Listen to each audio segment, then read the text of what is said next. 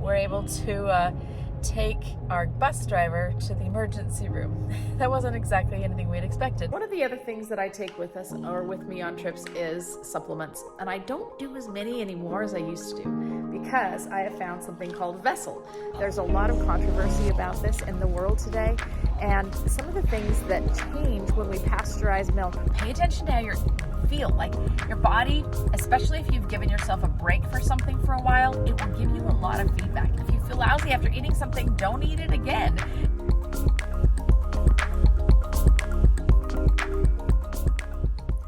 All right, tomorrow I am heading on choir tour with the Heritage Youth Choir. I've gone multiple times and it's always fun, tiring, gratifying, uplifting, all of those words all wrapped up in one. I am just packing and getting ready right now. The tricky part is that the food isn't really great, but I'm in charge of chaperone meals this year, so I've worked really hard to get stuff that's good, but that's also good for special diets. I'm in charge of the special diets for the kiddos as well. So anyone that has gluten, dairy, meat, doesn't want to eat meat, those kinds of things, then I will find special meals for them when we're eating all as a choir for things. We're going to be gone for 11 days. It's going to be a long trip, but it's exciting. We're excited to go. So the first day we take our own lunch. Well, what do you take for lunch that's going to be on the bus? It has to stay cool, all those things. So I found a couple of salads at Walmart. Are they the best? No, but there's worse things as well. I also have some gluten-free pretzels that I bagged up there, some pistachios, and a bar, like a granola bar in there. We're also getting some bags of grapes like this, bags of apples. These are all things that work for an easy trip. Then, what do I do for breakfast? So one of the challenges, especially in hotels, is they have their free continental breakfast, which sounds great, but honestly, it's mostly gluten. And it's really a lot of processed foods. So what I will do is I bring a bag of oatmeal. These are just oatmeal packets. So they're gluten-free oatmeal packets. I actually have ones that are protein packed this time to see if I can give me a little bit more energy for the road, for the work that we do every day. The other thing I'll bring is I have a whole bunch of bars. These are easy to eat on the road. I have gluten-free kinds, protein ones, and some pistachios. Again, are there better foods? Well, sure, but this is road food. This is what you have to do. And the third thing I'll do is I bring some of my own protein meal. So I'm just bagging it up right now. The little scooper, unfortunately, doesn't fit because these scoops are actually pretty big in my protein meal. These scoops don't fit inside of these little Ziploc baggies that I put it in. So I have to use the funnel, but I'm putting my chocolate protein meal in these Ziploc bags. And what do I do with this? So I have just my water bottle, my hydro flask that I have. I fill it up with water. I put one of these in it, shake it up, and that is a meal. And it's really delicious, actually. It's chocolatey, it's yummy, so it's a treat as well as a meal. So this is what I try to do. So on the tour, we have breakfast in the hotel for the chaperones. The kids actually stay in host families, which is kind of cool. But we have breakfast in the hotel. We have lunch on the road usually, so that's where I've sourced some kind of salad for us, usually for the day, or a chili, something like that. And then we have dinners with the places that we're going to be performing in the evenings at the churches. That's a little bit challenging sometimes because a lot of times it's spaghetti, it's pizza, it's gluten city, which doesn't work very well for me. So they usually provide some sort of gluten-free alternative, which is a salad or a veggie tray or a fruit tray. It doesn't always fill me up. That's the challenge because oftentimes it's like some fruit, some melon, and that's just not really a meal. That's why I bring that protein meal with me. So if I need something extra, I have that, or these protein bars. Again, if I need something extra, I have that. So that's how I pack the food for the trip. One of the other things that I take with us or with me on trips is supplements. And I don't do as many anymore as I used to do because I have found something called Vessel. This is really cool. They have test strips that you buy and they're pretty inexpensive. I think they're like $25.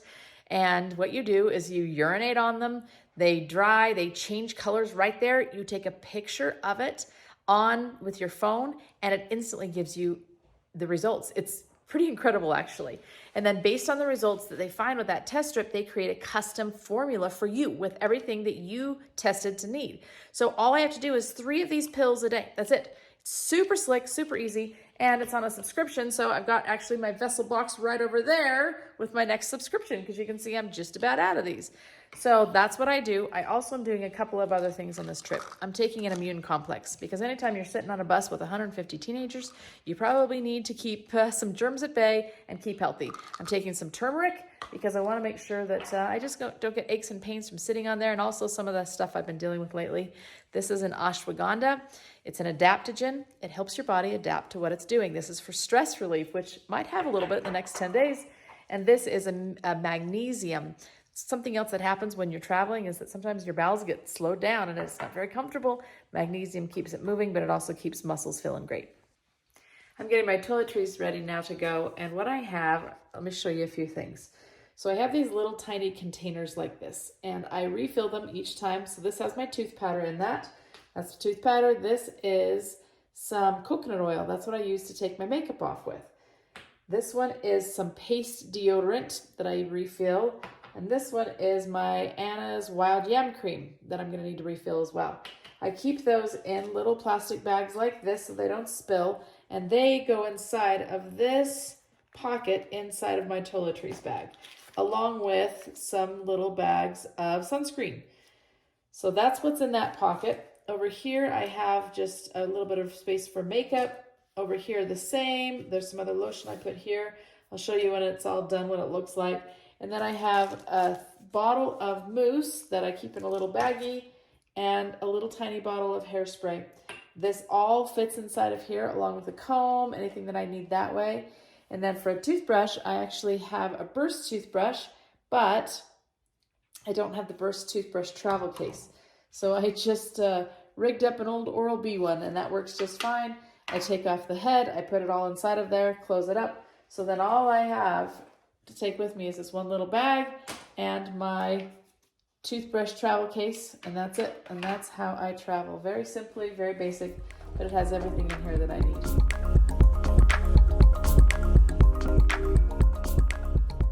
All right, I'm out here outside of the Tillamook Cheese Factory, and I wanted to tell you just a little bit about, the difference between pasteurized milk and raw milk. There's a lot of controversy about this in the world today. And some of the things that change when we pasteurize milk, a couple of things. The first is enzymes are inactivated in it. Well, one of the enzymes that's really important inside of milk is called lactase. It's the enzyme that we need to be able to digest milk proteins, milk sugars, those kinds of things. Well, when we don't have lactase, there's a lot more issues with lactose, and you hear about lactose intolerance. So that's one of the things that raw milk has that pasteurized milk doesn't have.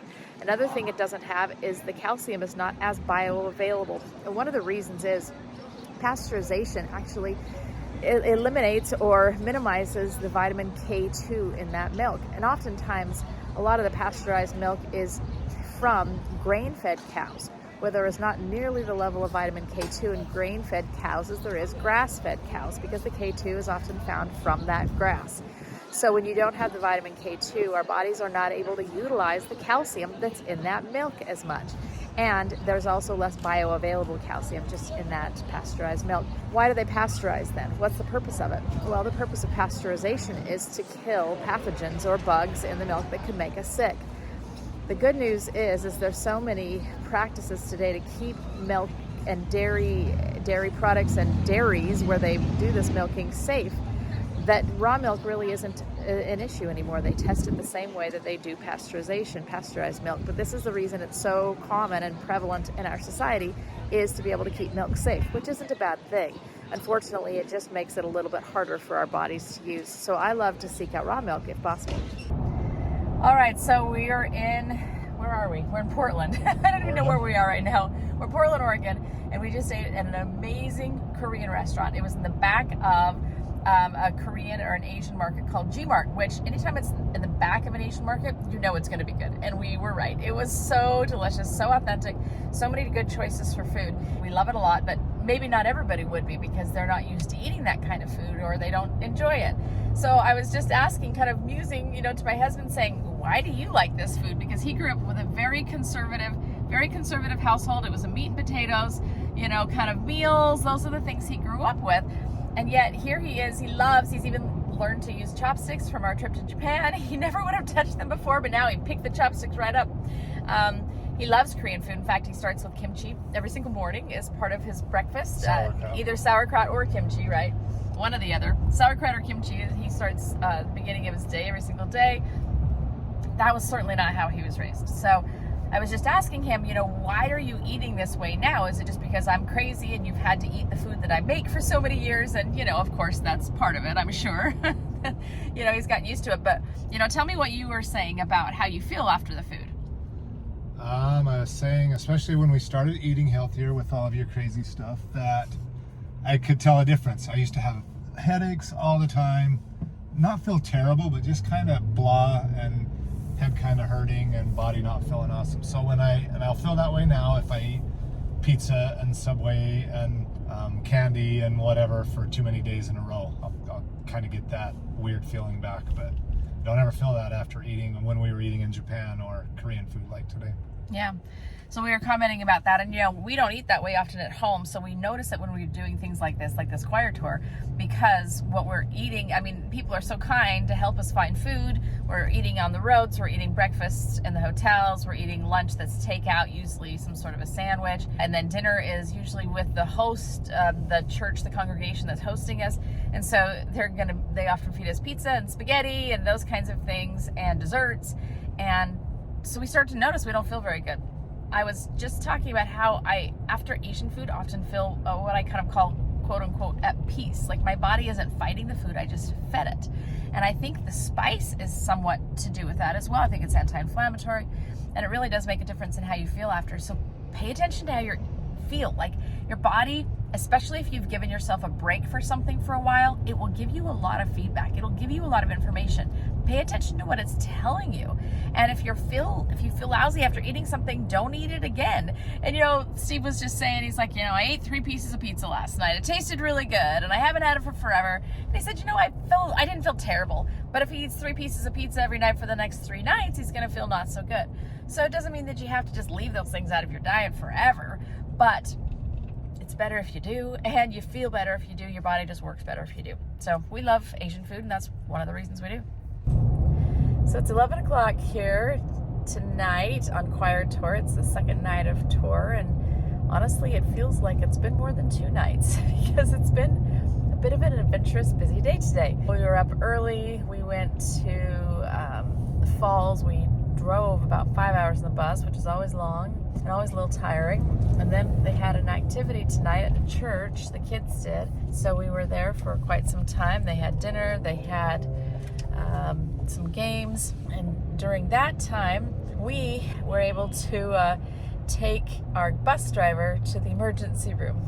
That wasn't exactly anything we'd expected, but during the day I'm the bus leader on bus 3, and our bus driver Andy started complaining. He said, I don't feel very good. I'm feeling really nauseous. And I said, well, let me help you. So we got a bowl, out for him in case he needed to throw up. I gave him some medicine that I'd brought along, and he's like, oh yeah, that helped a ton. That helped a lot. The afternoon came, and he's like, I'm still really, really sick. So we just kept a real close eye on him, make sure that he was going to be okay, that he was going to be able to still keep driving us safely. We made it to the place, but he said, I'm going to have to go to the emergency room. So we took him to the emergency room, and we stayed with him. He was in such pain when we got there that I actually had to wheel him into the emergency room. He couldn't even walk. They kept him there for a couple of hours. We just went and picked him up just a few minutes ago, and they said he just has an ulcer. I don't know how true that one is, but sent him home. So we went to the store, we got him some medicine, and he's actually going to fly home tomorrow, and then we're going to get another bus driver tomorrow. So lots of adventure going on. My husband Steve right here is our backup driver for the moment. We have another backup driver, but he had a death in the family, so Steve's filling in for him while he goes to a funeral. So he's been driving all over the place. We have to go pick up people from the hotel, and then pick up people from the hospital, and then take people to the hotel, and take people to the grocery store, then go pick up bags that people forgot, then come back. We're coming back right now and picking up the leaders here at the church that we're just getting kids ready to go to their host family. So anyway, it's been an adventure, and we're tired. We're ready to get home to the hotel.